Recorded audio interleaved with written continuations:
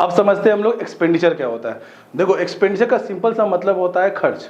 तो बिजनेस में दो तरह के खर्च होते हैं, कैपिटल एक्सपेंडिचर और रेवेन्यू एक्सपेंडिचर।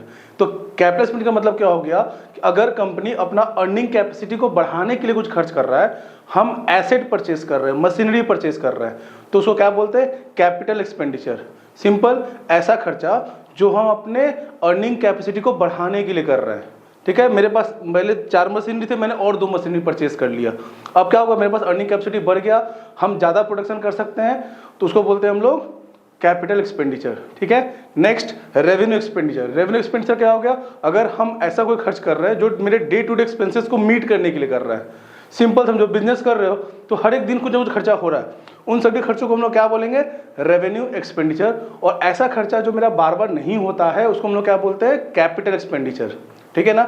इसके साथ एक और एक्सपेंडिचर होता है डेफर्ड रेवेन्यू एक्सपेंडिचर, जो जनरली रेवेन्यू नेचर का ही होता है। डेफर्ड क्या हो गया, जो रेवेन्यू नेचर का ही होता है, बट उसका जो बेनिफिट है ना मोर देन 3 ईयर होता है और लेस देन 7 ईयर, उस एक्सपेंडिचर को बोलते हैं हम लोग डेफर्ड रेवेन्यू एक्सपेंडिचर।